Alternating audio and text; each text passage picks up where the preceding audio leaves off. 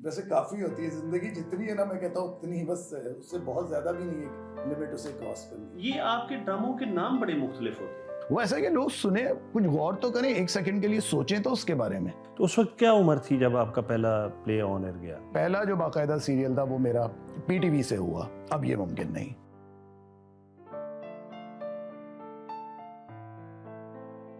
अस्सलाम वालेकुम। अकमल शहजाद गुम्मन आपकी खिदमत में हाज़िर है।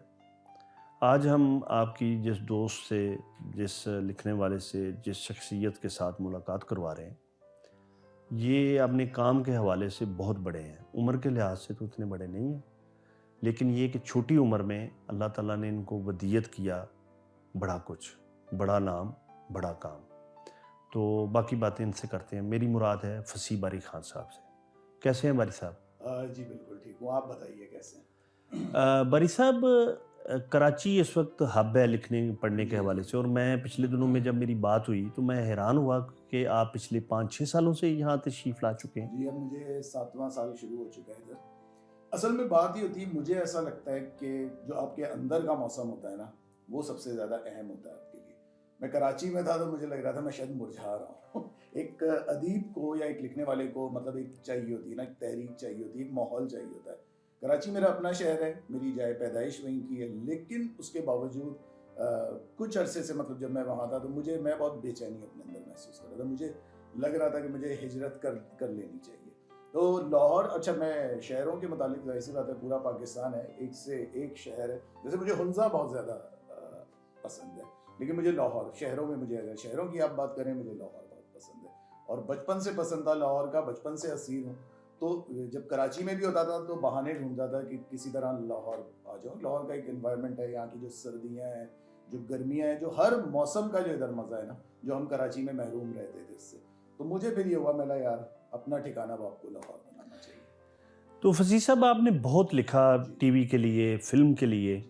तो अभी तक आपके कितने सीरियल ऑन एयर जा चुके हैं? जी, मेरे सीरियल कमोबेश, अगर मैंने लिखना स्टार्ट किया 1999 से, जो मेरा पहला सीरियल था अब ये मुमकिन नहीं, वो 1999 में आया। उसके बाद बेशुमार किए, मेरे ख्याल से 25-26 के करीब सीरियल्स कर लिए।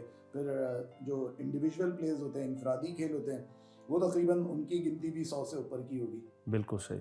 तो उस वक्त क्या उम्र थी जब आपका पहला प्ले ऑन एयर गया? जी, मेरी एज देखिए, मैं 50 का होने वाला हूँ। मैं 18 मार्च को मैं पूरी मेरी ये जो अब आ रहा है 50 माशाल्लाह, साल का हो जाऊंगा। अल्लाह करे आप कई 50 साल गुजारे। हाँ।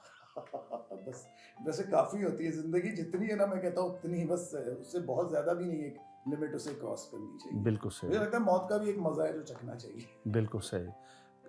ये बताइएगा कि उस वक्त क्या उम्र थी जब वो प्ले? जी, मेरा आप लगा लें 1919 में, क्योंकि हिसाब में सबसे कमज़ोर तरीन जो मैं जिस सब्जेक्ट में था वो हिसाब था। मतलब आप यकीन करें, मेरी फर्स्ट डिवीज़न थी मैट्रिक में, लेकिन मैंने सिर्फ इसलिए नहीं लिया कि मैं मैथ्स से हिसाब का सामना नहीं करना चाहता था। तो लगा लें मेरे से उस वक्त किस क्लास में थे? क्लास तो मैंने वो कर ली थी। मैं जर्नलिस्ट था उस ज़माने में, शो बिज़नेस की जो चीज़ें मतलब रिसाले थे, मैं उनमें लिखा करता था, वैसे लिखता था। तो टीवी के जो मैगजीन शोज़ होते हैं जो आपके, वो मैं लिखा करता था। यानी 28 साल में ये बहुत बड़ा एजाज है कि 28 साल की उम्र में आपका पहला जी। सीरियल। ये किस टेलीविजन से गया था? जी, ये मेरा पीटीवी से गया था, क्योंकि उस ज़माने में दूसरे चैनल्स नहीं आए हुए थे। प्राइवेट प्रोडक्शंस हुआ करती थी जो दूसरे प्रोड्यूसर्स करते थे। तो एक दोस्त है मेरे जो मेरे साथ थिएटर, बेसिकली मैंने थिएटर बहुत किया, सीरियस थिएटर ये जो होता है वो बहुत किया उस ज़माने में। जो इमेचर्स थे हम लोग, तो हम लोगों ने काफ़ी काम किया। स्ट्रीट थिएटर्स बहुत करते थे हम लोग जाके। बल्कि मेरा एक खेल है जो बड़ा मशहूर हुआ था, बाद में मैंने इसे टीवी के लिए किया, कुसुम देवी छुट्टी पर है। वो एक हिंदू कम्युनिटी है, उसके ऊपर हम लोगों ने किया था। जब हम करते थे तो हज़ारों लोग आ जाते थे और जिस तरह हमें रिस्पांस मिलता था उसका, तो बेसिकली जो थिएटर था ना, उसने मुझे मतलब ज़्यादा उकसाया ड्रामे की तरफ।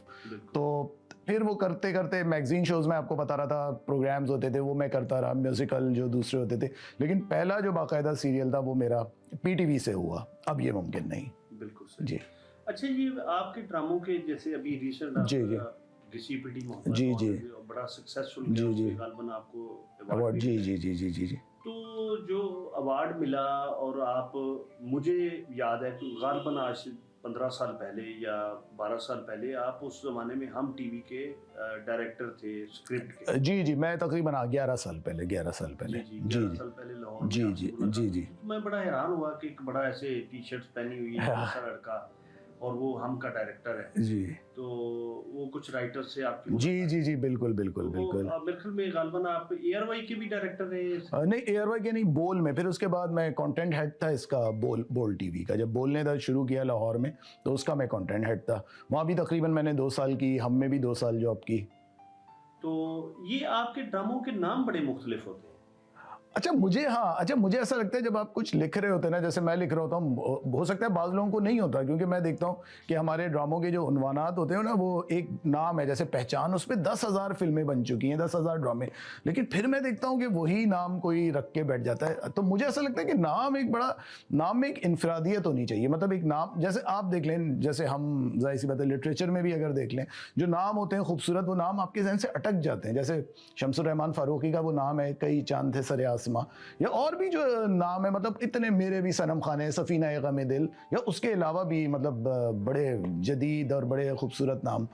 तो मुझे ऐसा लगता है कि नाम जो होता है ना, वो आप मुझे तहरीक देता है। जहाँ तक मंटो के अफसानों के नाम, मंटो के आप देखें क्या सुगंधी ऐसे नाम, बहुत नाम। तो वही मैं कह रहा हूँ ना कि वो नाम जो होते हैं ना, वो एक आपकी तरफ, जैसे उदास नस्लें नाम है ना, मतलब वो नाम एक आपको वो करता है।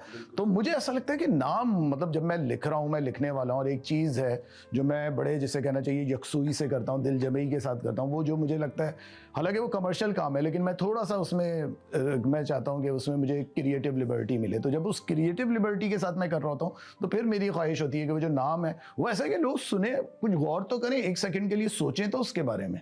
अच्छा जी, जो हिना दिल पदीर में जिसमें किरदार उसने निभाए, जी भी बहुत अच्छी। जी तो वो क्या आइडिया था, उसका नाम किस तरह आपने रखा, और वो किस तरह आपने इतने ज्यादा किरदार उनसे जो है वो करवाया? देखिए, ये जो मेरा सीरियल था, इसका नाम था कुद्दूसी साहब की बेवा। ये एक ऐसे, मतलब वो बाज़ में आपके घर में सिचुएशन होती है ना कि अचानक आपको पता नहीं होता, बहुत सारे मेहमान आ जाते हैं, आप कहते हैं आप क्या करें यार, अंडे डाल दो, आलू डाल दो, ये कर दो, एक बड़ी सी पतीली में से चढ़ा दो। हुआ ये कि एयरवाई वालों ने एक बहुत बड़ा सीरियल लिया हुआ था, उनकी बातचीत चल रही थी, लेकिन एंड टाइम पे क्या हुआ कि उनकी जो डील थी वो कैंसिल हो गई, वो जियो में चला गया। तो उन्होंने सिर्फ मतलब 1.5 हफ्ते के शॉर्ट नोटिस पे उन्होंने मुझे और मेरे जो डायरेक्टर है मजहर मोइन, उनको बुलाया।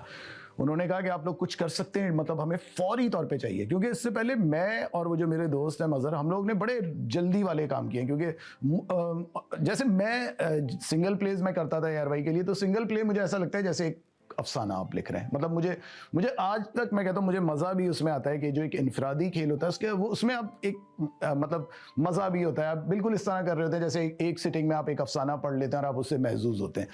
तो मेरी बड़ी प्रैक्टिस हुई थी। मैं ठीक है जी, मेरे एक ड्रामे थे, उसके मैंने दो तीन किरदार लिए, मैंने कुछ अपनी कहानी, फिर मेरे एक दोस्त हैं यही जिन्होंने डायरेक्ट किया, मजहर मोइन, उन्होंने मुझे बड़ी अच्छी बात कही। उन्होंने कहा कि देखो यार, हम अब तक हमारा बचपन जो है, क्योंकि मेरी 71 की है पैदाइश ना, तो हम अपने जो बचपन है ना उसको हम बड़ा याद करते हैं, एक अजीब सा नॉस्टैल्जिया जिसमें हम भटकते रहते हैं ना। तो उसने कहा कि वही चीज़ें करो यार जो 70s का जो एक होता, मोहल्ला कल्चर होता था, लोग आ रहे हैं, लोग जा रहे हैं। एक हालांकि देखा जाए, कुद्दूसी साहब की बेवा हमने जिस दौर में किया, उस दौर में वो चीज़ें नहीं थी। मतलब वो कराची, जो एक कहते हैं ना, कराची में इस तरह की तहजीब है और ये वो, कराची में भी सब चीज़ें हट गई थी। मतलब अब अगर आप देखें कि मतलब हम अगर तहजीबी हवाले से देखें तो मतलब जो जितनी बुरी उर्दू आजकल कराची में बोली जा रही है, वो भी एक, मतलब वो एक खैर अलग टॉपिक है। लेकिन हाँ, तो हमने कहा कि यार, हम जिस ज़माने में थे, हम देखते थे कि जी कोई रामपुर का भी है, कोई लखनऊ का भी है, कोई क्रिश्चियंस भी हैं, कोई हिंदू फैमिलीज भी हैं। तो मुझे हुआ, मतलब यार, वो जो एक कल्चर था ना, जो मतलब कराची का जो कराची की पहचान था, जो अब नहीं रहा, जो मतलब लोग मिल के रहते थे, लोग वो करते थे, हर तरह के लोग होते थे, तो हमने उस फील को लेके कुद्दूसी साहब की बेवा की वो रखी। अच्छा, मज़े की बात है, वो जो किरदार सारे थे, क्योंकि जो हिना ने किया, आप बता रहे हैं, वो बहुत सारे किरदार थे। शुरू में हमारा ये था कि हम हिना से 2 या 3 किरदार करवाएंगे, क्योंकि हिना दोस्त हैं। तो मैंने देखा है, हिना को जब भी कोई किरदार का खाका सुनाओ तो हिना जिस तरह मतलब वो पिक करती थी, और हिना हमें बताती थी कि देखो इस तरह होना चाहिए, वो औरत यूं करेगी, उसका बोलने का अंदाज ही होगा। हम लोग कहते थे यार हिना, ये तुम ही करो, क्योंकि वो इतना अच्छा कर रही होती। तो लेकिन इसमें क्या हुआ, कुद्दूसी में हम लोगों का ये इरादा नहीं था कि मतलब हम ये करेंगे इस तरह, लेकिन वो धीरे धीरे जब होता रहा ना, तो मैंने अपने डायरेक्टर को तसल्ली दी, मतलब हमें घबराना नहीं चाहिए अगर कोई वो करता है, हम एक तजर्बा कर रहे हैं और दुनिया में तजर्बात जो होते हैं ना, ज़रूरी नहीं है हर तजर्बा आपका कामयाब हो। मतलब एक तजर्बा है, काम तो हम कर रहे हैं, कमर्शियली हम काम करते हैं, सब कुछ करते हैं, ये एक तजर्बा थी। तजुर्बे ही में कोई नई चीज नहीं। हाँ नहीं, अब उसमें ही होता है गुम्मन साहब के, देखिए तजर्बा आपका नाकाम भी, मतलब हम लोग मेंटली तैयार थे उस चीज़ के लिए, हमें पता था या तो इसको बहुत ही क्रिटिसिज्म मिलेगा या लोग इसको पसंद करेंगे। तो किस्मत अच्छी थी कि ऑन एयर गया, लोगों, जाहिर सी बात है लोग हंसी को तरसे हुए हैं। और कराची का जो वो दौर था जिस दौर में हमने किया, कराची तो उस ज़माने में बिल्कुल जिसे कहना चाहिए ना कि एक अजीब सा एक शहर नापुरसा बना हुआ। बिल्कुल, तो वो हर आदमी, तो देखिए हर आदमी को ना शगुफ्तगी चाहिए ज़िंदगी में, उसको एक लाइवलीपन चाहिए, जो अब हमारे ड्रामों से भी रुखसत हो गया, हमारी ज़िंदगी से भी रुखसत हो गया।